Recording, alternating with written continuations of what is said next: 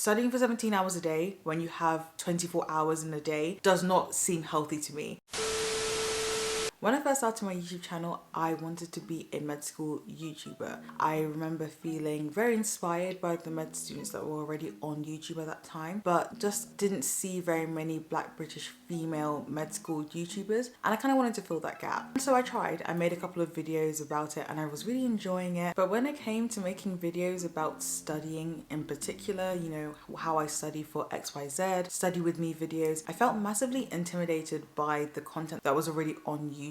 I was comparing myself to the study habits of other people on the platform, and I knew I didn't study for 10, 12, 14 hours a day. So I immediately thought that any content that I would be creating surrounding studying wouldn't be as valuable as what was already on there, or wouldn't be as useful to people because I'm only studying for a few hours a day. I'm not studying for masses and masses of time like some of these other students on YouTube. So I stayed away from it. I didn't really make study content. I have one study with me video on my channel and that's it. Ever since I really noted that I was feeling this way, I've been wanting to make a video about my thoughts on the perception of studying on social media, but I was so nervous that I'd come across like I'm trying to discredit other people's study techniques or trying to attack people, which is really not what I'm trying to do at all. But then last week, Suni, who is a med school / lifestyle YouTuber, tweeted about people making videos and posts about their 17-hour study days and their 100+ hour study weeks. And I actually replied to his tweet because I really agreed with the sentiment that he was trying to put across there. And he included my reply in his video about toxic productivity and this perception of studying on social media, which was a major fangirl moment for me. I was very shook. So I just thought that I'd sit down and just chat about my thoughts of toxic productivity and just how people portray their study habits on social media. So I feel like probably 2 to 3 years ago was the first time I really noticed people making productivity videos where they tell you how to live your life more efficiently, how to get certain tasks done quicker so that you can have a more efficient and streamlined life. And I have to admit,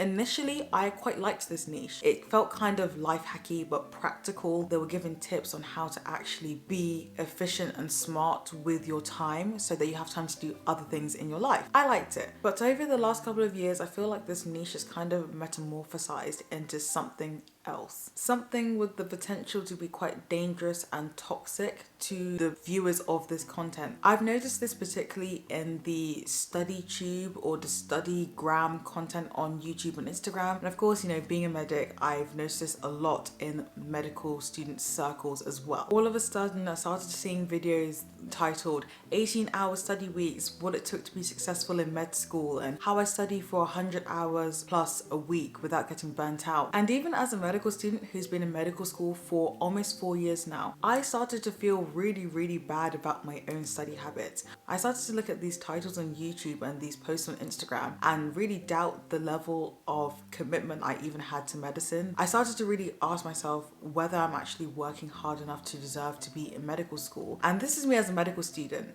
someone who's currently in university, in medical school. I can't imagine the fear that these sorts of content can put into people who haven't even started university yet. In my tweet, I mentioned that it's a bit scary because people start to believe that this is the baseline, that this is what is expected to be in university, in medical school, in law school, etc., etc. When in reality, it just isn't. And the overly productive lifestyle doesn't end at studying. I've seen videos where people are talking about relaxing productively and watching YouTube, Netflix, TV productively by watching things on double or even triple speed. I've definitely watched content at 1.5 speed or 2 times speed if I just didn't have enough time in the day to be able to fit in a video that I really wanted to watch. And it's absolutely okay if you like watching your videos a bit sped up, but the idea that you have to watch videos at that speed in order to be productive is the part that worries me, especially when thinking about young students. It worries me because, again, there is this risk that people start to see this sort of behavior as being the baseline, what you have to do, as opposed to being a choice, like something that you can do if that suits you. My thoughts on toxic productivity, the way that people portray studying on social media, is that everyone is different.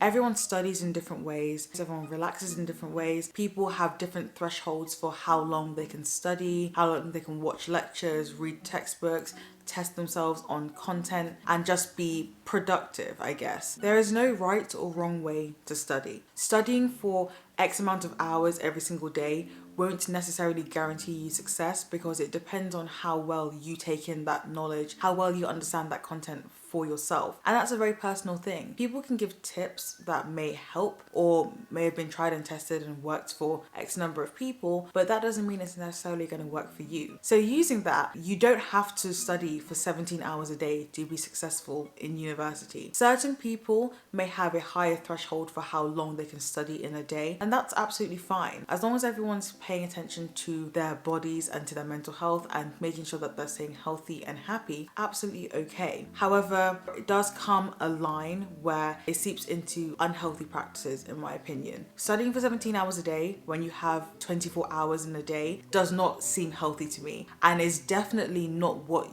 is required of you to succeed in education, especially on a daily basis.